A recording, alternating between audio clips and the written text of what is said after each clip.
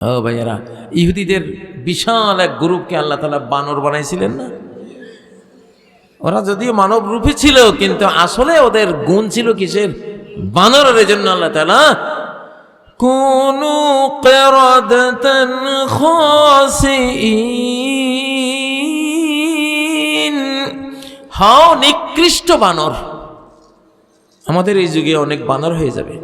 হয়তো দেখবেন কোনো গানের মজলিসে বসে আছে, মদ সুরা চলছে, মহিলা নাচতেছে, হয়তো হাজার মানুষ বসে কনসার্টের মধ্যে বসে ওইভাবে গান বাজনা, নায়িকা গায়িকা নাচাচ্ছে। সকালবেলায় মানুষ এসে দেখবে কতগুলো বানর শুকুর বেরিয়ে যাচ্ছে, একটাও মানুষ নেই।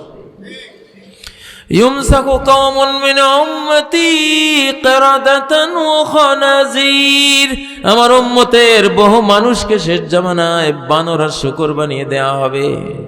বানর আর শূকর বানিয়ে দেওয়া হবে। কেন? দোষ কি? ইত্তাখাযুল কাইনাতি ওয়াল মাআজিফ, ঘরের বৈধ স্ত্রী তাদের ভালো লাগে না, গায়িকা নায়িকা নিয়ে তাদের জীবন। ওয়াল মাআজিফ, দোতারা সেতারা ঢোল তবলা নিয়ে তাদের জীবন। এইটার শাস্তি দিবেন আল্লাহ তাআলা। কি বানাবেন? বানর আর শূকর। এখন শেষ জামানা ভাই, যে কোনো ঘটনা যে কোনো দিন হবে, যে কোনো ঘটনা যে কোনো সময় ঘটবে। প্রিয় ভাইয়েরা, তাহলে আল্লাহর কোরআন থেকে পারিবারিক সমাধান পাই কি না? বিশ্ব যে বর্তমানে পরমাণু বোমার যুদ্ধের নিচে এসে গেছে, টের পাচ্ছেন? একটা পারমাণবিক যুদ্ধের নিচে এখন পৃথিবী। পরমাণু একটা বোমা মারলে আপনার বিল্ডিং, গাছ, আপনার লোহা লক্কর মানুষ জ্বলে পড়ে ধুলিবালি হয়ে আকাশে কার্বন হয়ে মেঘ হয়ে ধোঁয়া হয়ে উড়ে যাবে। মানুষের দেহ ধোঁয়া হয়ে কার্বন হয়ে আকাশে উড়ে যাবে। তার ঘর বিল্ডিং কার্বন হয়ে আকাশে উড়ে যাবে। সূরা দুখান, আল্লাহ যে ধোঁয়ার সূরা কোরআনে নাজিল করেছেন, এই ধোঁয়ার সূরা, এটা কি সূরা? ধোঁয়া, গোটা পৃথিবীর আকাশ কালো কার্বনে, কালো ধোঁয়ায়, পারমাণবিক ধোঁয়ায় আচ্ছন্ন হয়ে যাবে। ওই ধোঁয়াগুলি কোত্থেকে আসলো? মানুষের পোড়া শরীর ধূম্রে পরিণত হয়ে আকাশে চলে গেছে। তো সেই যুগের মধ্যে কিন্তু আমরা আছি। এটারও সমাধান কোরআনে ছিল কি না? ছিল, কোরআনে ছিল। মানুষ হয়ে তুমি অহংকার করো না। এক মানুষ আরেক মানুষকে ওয়ালা তাকতুলুন নাফসাল্লাতী হারামাল্লাহু ইল্লা বিল হক, অন্যায়ভাবে কোনো মানুষকে তুমি হত্যা করতে পারো না। হত্যা করা যায়? হত্যাকাণ্ড নিষেধ না? কিন্তু এখন আজকে ট্রাম্প ইরানকে হুমকি দিছে, আমার যদি কিছু হয় তাহলে ইরানকে মানচিত্র থেকে উড়াই দেবে। বুঝতে পারছেন? এমন তো ঘটনা ঘটবে। আর আমরা যে ভারত পাকিস্তান দুই রাষ্ট্র, এখানেও তো অ্যাটম বোম তো দুই দিকে আছে, পরমাণু বোম দুই দিকে আছে না নাই? ও ভাইয়েরা, কিন্তু কোরআনের সমাধান ছিল কি? ছিল আল্লাহর আইনে আগুন দিয়ে পুড়িয়ে কাউকে মারা, এটা নিষেধ। লা তুআযিবু বিআযাবিল্লাহ, আগুন দিয়ে মাখলুককে আযাব দেওয়ার অধিকার শুধু আল্লাহর আছে, আর কারো নাই। শুধু কার আছে? তো এই জন্য ইমাম খোমেনি ফতোয়া দিয়েছিলেন, অ্যাটম বোম বানানো জায়েজ নেই। অ্যাটম বোম বানানো জায়েজ নেই। আসলে তো এটা মানবিক ফতোয়া দিয়েছিলেন। কিন্তু ইসলামে তোমারে যদি মারে, তোমারে যদি পরমাণু মারে, কেবল তখন তুমি তারে মারতে পারবা। পরমাণু তুমি প্রথমে মারতে পারবা না। মুসলমান প্রথমে পরমাণু মারবে, এটা জায়েজ নাই। আল্লাহর মাখলুককে তুমি অ্যাটম মাইরা, পরমাণু মাইরা, তারে তুমি ধোঁয়া বানাইয়া পুড়িয়া তুমি আকাশে উড়াই দেবা, এত বড় অধিকার আল্লাহ তোমারে দেয় নাই। হ্যাঁ, তোমারে যদি কেউ মারে, তোমার দেশে যদি কেউ মারে, তাহলে কোরআনে একখানা আইন আছে না নাই? মুসলমান জানতে হবে কিনা? এখন মাসলা শুনলেন যে আগুন দিয়ে পোড়ানো জায়েজ নাই, তাহলে আপনারে মারলেও কি আপনি নাজায়েজ মনে করে আপনি বসে থাকবেন? তাহলে তো আপনার যা আছে একটাও থাকতো না, সব উড়াই দিবে, ঠিক না? কিন্তু সেখানে মূলনীতি দেওয়া আছে, জাযাউ সাইয়্যাতিন সাইয়্যাতুম সাইয়্যাতুম বিমিসলিহা। একটা অন্যায় যদি কেউ করে তাহলে তার প্রতিশোধ হিসাবে ওই রকম একটা অন্যায় করা তোমার জন্য বৈধ। সে একটা থাপ্পড় দিছে, তাহলে সেই রকম একটা থাপ্পড় এখন তুমি দিতে পারবা, এটা বৈধ, ঠিক না? সে যদি একটা বোম তোমারে মারে, যেই মাত্রার মেরেছে তুমি ওই মাত্রার একটা মারতে পারবা, এটা তখন বৈধ। কিন্তু প্রথমে তুমি মারবা না। সে মারলে দ্বিতীয়বারে তোমার জন্য এটা হালাল, এটা বৈধ, এটা ইনসাফ। না হলে দুনিয়া টিকবে না, না হলে তো সে যে মারছে সে তো মারতেই থাকবে শুধু, ঠিক না? তাহলে যে মারলো তারও একটা মায়েরা দুনিয়া থেকে বিদায় করে যাজ্ঞা, ঠিক না? ঠিক। তো সমাজ এখন পৃথিবীতে শক্তির অপর নাম শান্তি। এখন পৃথিবীতে কি শক্তির অপর নাম? শান্তি। বাংলাদেশের সামরিক শক্তি নাই বলে আমাদের পার্শ্ববর্তী দেশ থেকে কত হুঙ্কার, কত কি, ঠিক না? কিন্তু সামরিক শক্তি থাকলে এই হুঙ্কার আসে না, এটা আসে না। তো আমাদের সরকারের তো এখন নৈতিক দায়িত্ব বাংলাদেশকে এমন এক শক্তিধর রাষ্ট্রে পরিণত করা যে কেউ ভয়ে এদিকে বাঁকা চোখে তাকাইতেও পারবে না, ইনশাআল্লাহ। আপনারা চান এরকম বাংলাদেশ? তাকবীর, তাকবীর। ও ভাইয়েরা, শক্তির অপর নাম কি? শান্তি। ইরানের শক্তি আছে বলেই চুপচাপ রয়েছে, আমেরিকাকে টেনে আনতেছে মারার জন্য, কিন্তু 1000 বার চিন্তা করে যে পারবো কিনা আসলে, ঠিক না বেঠিক? ও ভাইয়েরা, কোরআনের সব সমস্যার সমাধান আছে না নাই? আছে না নাই? কোরআনে ক্যান্সারের চিকিৎসা আসেনি? আছে। আলঝাইমারের চিকিৎসা আছে? আছে। আলসারের চিকিৎসা আছে? আছে। আল কোরআনে এমন রোগ নাই পৃথিবীতে যার চিকিৎসা আল কোরআনে নাই। আমি একটা নমুনা দেখি, সূরা ফাতিহা একটা সূরা, সূরা ফাতিহা কি একটা সূরা, সর্বরোগের শেফা আছে এর মধ্যে, সর্বরোগের শেফা আছে। কিন্তু শেফা শব্দটা কিন্তু এই সূরার মধ্যে নাই। এই সূরার নাম হলো একটা সূরাতুশ শাফিয়া, শিফার সূরা, সূরাতুশ শিফা, সকল রোগ নিরাময়ের সূরা। নবী সাল্লাল্লাহু আলাইহি সাল্লামের এক সাহাবী আবু সাঈদ খুদরি, তিনি কয়েকজন সাহাবী নিয়ে কোনো এক গ্রামে গেলেন, সফরে গেলেন। গ্রামবাসীকে বললেন আমাদেরকে মেহমানদারি করো, তারা মেহমানদারি করলো না। তো ওনারা না খেয়ে ঘুমিয়ে আছে। কিছুক্ষণ পরে ওই গ্রামের একটা মেয়ে এসে বলল, ইন্না সাইয়্যিদাল হাইয়্যিল লাযীগুন সালিমুন, আমাদের এই গ্রামের নেতাকে সাপে কেটেছে। ফাহাল মিন রাকিন, তোমাদের মধ্যে কেউ ঝাড়ফুঁক করার আছে কিনা, ওজা আছে কিনা? তা আবু সাঈদ খুদরি বলেন, হ্যাঁ আমি ওজা, আমি ঝাড়ফুঁক করি। তো তোমরা যেহেতু মেহমানদারি করো নাই, এখন তোমাদের রুগীকে আমরা ঝাড়ফুঁক দেব না যতক্ষণ বিনিময় না দিবা। কি দিবা বলো আগে। পরে সন্ধি হয়েছে, 30টা দুম্বা দেবে।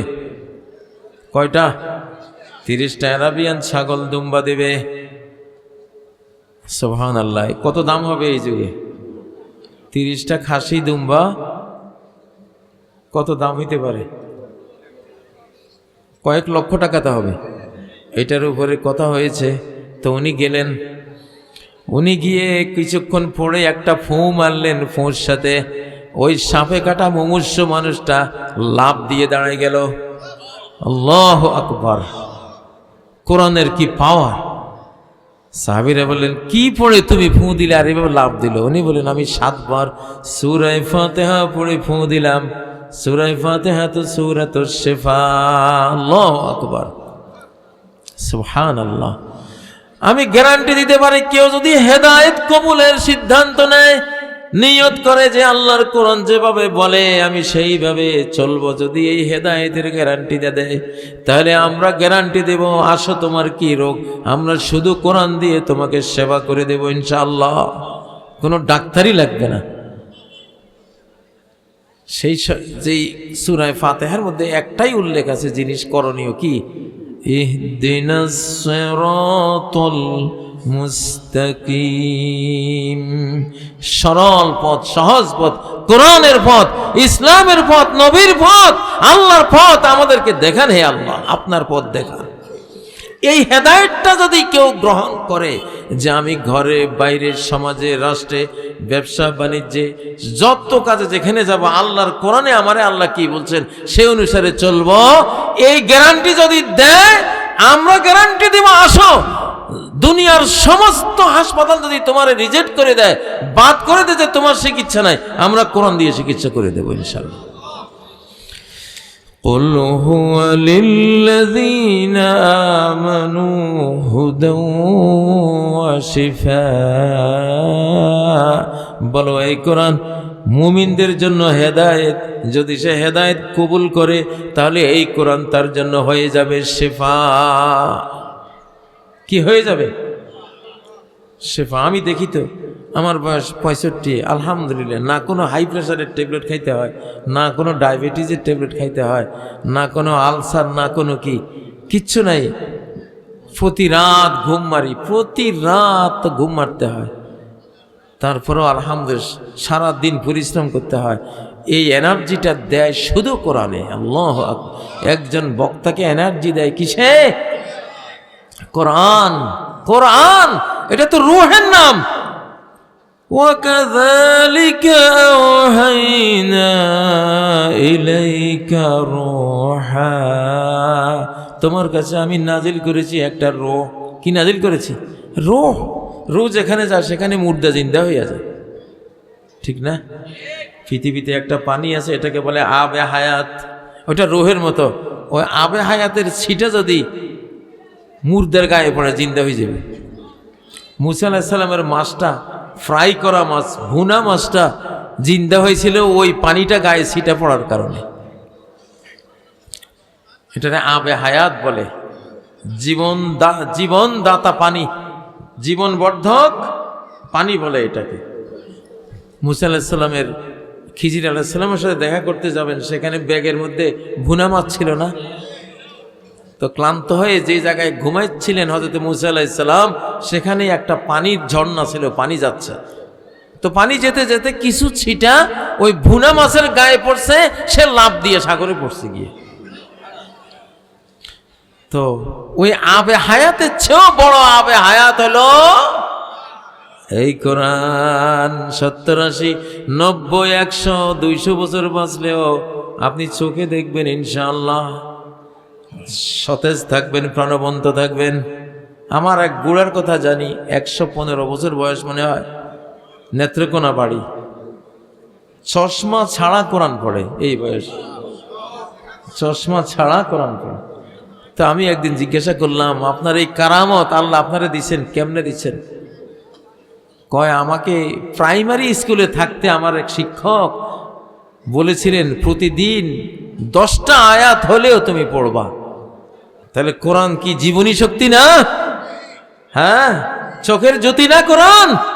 এই কোরআন চোখের জ্যোতি, কানের শ্রুতি, দেহের হলো জীবনী শক্তি।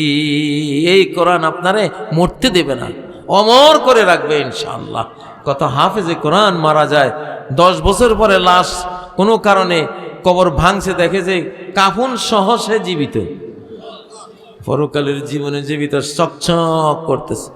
ও ভাইরা, ইন্দোনেশিয়ায় এক যুবক, তারে কোনো অপরাধে, বিনা অপরাধে তারে ফাঁসি দিয়া দাফন করছে, জঙ্গি বানাইয়া, সন্ত্রাসী বানাইয়া তারে ফাঁসি দিয়া দাফন করছে। হাফেজ ছিল, পরে মামলা হয়েছে, এখন মামলার কারণে লাশটা তুলবে 8 বছর পরে।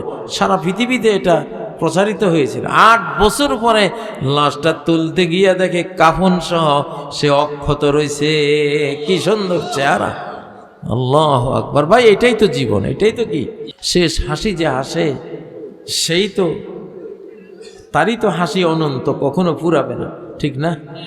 ওই যে বিশ্বকাপ ফুটবলে প্রথমার্ধে 5 গোল দিয়ে হাসতে হাসতে হুইস্কি খাচ্ছে, পান্তা খাচ্ছে, কি আনন্দ, ডলাডলি খুশি, রাষ্ট্রসুদ্ধা নাচতেছে। দ্বিতীয়ার্ধে গিয়ে 7 গোল খাইয়া কানতে কানতে বাইরে গেছে, ঠিক না? তো হাসি কোনটা ভালো, প্রথমেরটা না শেষেরটা?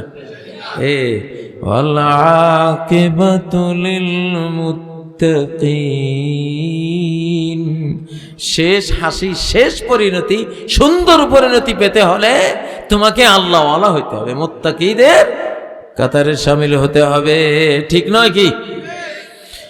ও ভাইয়েরা, যখন 2004 সম্ভবত হজে গিয়েছিলাম, আরাফাতের ময়দানে নারায়ণগঞ্জের একজন হাফেজে কোরআন হার্ট অ্যাটাক করে মারা গেছে, একবারে হজের এহরাম পরা। আমার কাছে লাশটা এখনো দেখতেছি আমি, যেন মানে কেউ বুঝতে পারবে না যে সে মারা গেছে। হাসতেছে, একবারে হাসি চেহারার মধ্যে, হাসি চেহারা। মৃত্যুর সময় যে সূর্যের মতো আলোকিত ফেরেশতারা আসে, অনেক সময় শহীদ হলে জান্নাতি হুরিরে আসে তাকে নেওয়ার জন্য। তো শেষ সুন্দর পরিণতি দেখে, তার জান্নাত দেখে সে হাসে। তো সৌদি একজন পুলিশ সেখানে ছিল, সৌদি পুলিশ আমারে বলল, হুজুর, এই মরণটা যদি আমি মরতে পারতাম। এটা তা আপনার দেশের মানুষ, বাংলাদেশের, কিন্তু তা আপনি তার চেহারা দেখেন, কি উজ্জ্বল আর কি হাসি হাসতেছে সে। শেষ হাসির রেখা ফুটিয়ে দুনিয়া থেকে গেল। আল্লাহু আকবার। আজকের মানুষ মৃত্যুকে ভয় পায়, কি হবে না হবে, কত টেনশন করে, ঠিক না? হ্যাঁ, কিন্তু আসলে এই কোরআন তো সেই জায়গারও চিকিৎসা দিয়েছে, সেবা দিয়েছে। আলা ইন্না আউলিয়া আল্লাহি লা খাউফুন আলাইহিম ওয়ালা হুম ইয়াহজানুন। যারা আল্লাহর বন্ধু হয়ে যায়, কোরআনওয়ালা হয়ে যায়, তাদের কোনো ভয় নাই, কোনো টেনশন নাই। দুশ্চিন্তার রেখা ফুটিয়ে দুনিয়া থেকে যাবে না, বরং হাসির রেখা ফুটিয়ে দুনিয়া থেকে যাবে। ও ভাইয়েরা, তাহলে এই কোরআনের সব সমস্যার সমাধান আছে না নাই? আপনারা কেউ জামাত করেন, কেউ বিএনপি করেন, কেউ জাতীয় পার্টি করেন, কেউ আওয়ামী লীগ করেন, কেউ বা রাম বাম কত দল করেন, আছে না নাই? আছে না নাই? কেউ খেলাফত মজলিস, কেউ বা অন্য কিছু। আপনি যে যাই হন, একটা তো জিনিস, দুইটা জিনিস, তিনটা জিনিস কমন, যে আপনি একজন মুসলিম। আপনি কি একজন মুসলিম। আর একটা জিনিস কমন, আপনি একজন বাংলাদেশি। আপনি কি একজন বাংলাদেশি। আর একটা জিনিস কমন, আপনি একজন বাংলা ভাষী। তাহলে আপনি মুসলিম, আপনি বাংলাদেশি, আপনি বাংলা ভাষী। যারা যেই দলই করেন না কেন, যে রাজনীতি করেন, সবাই তো এই তিনটা বৈশিষ্ট্য বহন করেন, ঠিক না? আল্লাহর কোরআনে আপনাদের ব্যাপারে কি বলছেন? ইন্নামাল মুমিনুনা ইখওয়া। যারা কালেমায়ে তাইয়্যিবা মুখে নিয়েছে, অন্তরে নিয়েছে, তারা একে অপরের ভাই ছাড়া আর কোনো পরিচয় তাদের নাই। পরিচয় একটাই, যে তারা তাদের প্রত্যেকের ভাই। ভাই মানে কি? তার জন্য কত সহমর্মিতা, তার জন্য কত সমবেদনা, তার জন্য একটা ভালো কিছু ছাওয়া পাওয়া অন্তরে উদ্রেক হয়। ভাই কইয়া ডাক দিলে মানুষের অন্তরে একটা মন নরম হয় না? ভাইরে কইয়া ডাক দিলে মনটা গলে না? তাহলে বাংলাদেশ আজকে যেই হানাহানির দিকে যাচ্ছে, এই হানাহানিতে গেলে ভাইয়েরা, বিদেশিরা বাংলাদেশ লইয়া যাইব। একবার নবাব সিরাজ আর মির্জাফরে হানাহানি কইরা 200 বছরের জন্য বিদেশিরা দেশ নিয়ে গেছে। নিছিল কিনা? সেই পরিণতি আবারও তো হইতে পারে, যদি এই এখন 2024 পরবর্তী পৃথিবী ভয়ঙ্কর এক পৃথিবী। কোনো আন্তর্জাতিক আইন কানুন নিরাপত্তা কিচ্ছু নাই এখন। যার শক্তি আছে তার দেশ আছে, জোর যার মুল্লুক তার, ঠিক না? জোর যার মুল্লুক তার। পৃথিবী আবার এই অবস্থায় চলে গেছে এখন। অতএব এই সময়ে ভ্রাতৃত্ব ঐক্য এগুলি বজায় না রাখলে কারোই অস্তিত্ব থাকবে না।